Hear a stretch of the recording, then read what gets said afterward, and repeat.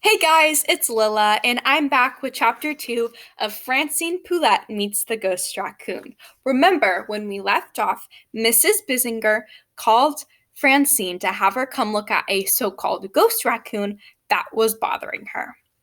Let's begin Chapter 2. That night, Francine Poulette drove her animal control truck to 4214 Fleeker Street. She rang the doorbell. A woman wearing large diamond necklace, dangly ruby earrings, and several flashy rings and a multi-stone brooch answered the door.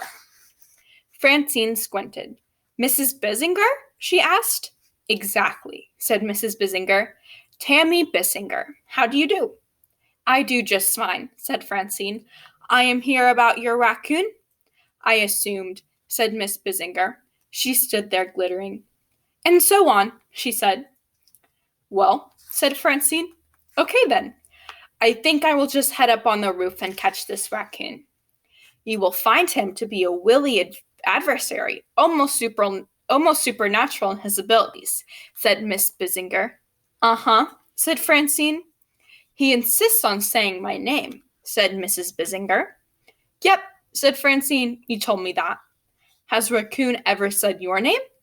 "Nope," said Francine. She turned her back on Mrs. Bissinger and headed to the truck. She unloaded her ladder. She retrieved her net. She checked her flashlight for batteries. And then Francine put the ladder against the side of the house.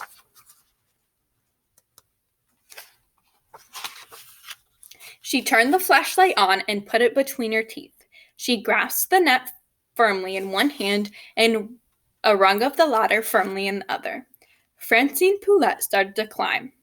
As she climbed, she hummed. She was solid. She was certain. She was Animal Control Officer Francine Poulette. At the top of the ladder, Francine stepped out onto the roof. She took the flashlight out of her mouth. She turned and shone it back on the ground, and there was Mrs. Bissinger, standing and looking up at her, all her jewelry twinkling and glowing. "Be careful," shouted Mrs. Bissinger. "He's an extraordinary raccoon.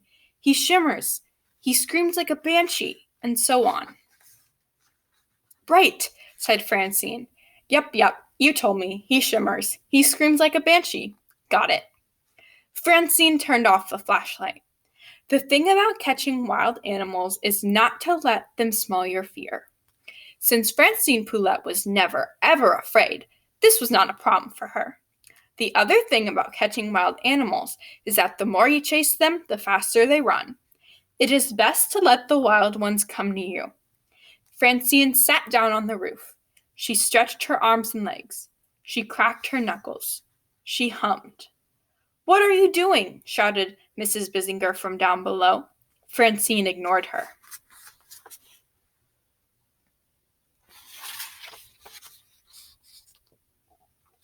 It was pleasant sitting on the roof in the dark, ignoring Mrs. Bissinger. Francine hummed louder. "Oh, Mr. Raccoon," whispered Francine, "everything is perfectly fine. There is no one here except for you and me, and we are friendly friends, you and me." Francine closed her eyes. She hummed some more. She heard a footfall, and then another footfall. Francine smiled a very big smile without opening her eyes. She kept humming. Slowly, she reached out and put her hand on the animal control net. And then there came a high-pitched scream. It did not sound like the raccoon was saying Tammy. Instead, it sounded like this. "Franny!" Francine couldn't believe it. The raccoon was saying her name. She opened her eyes just in time to see a shimmery raccoon-shaped object flying through the air. It was headed directly for her.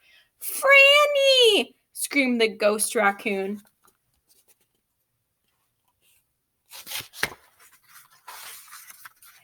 Animal Control Officer Franny Poulette, daughter of Animal Control Officer Clement Poulette, granddaughter of Animal Control Officer Nanette Poulette, was for the first time in her life afraid.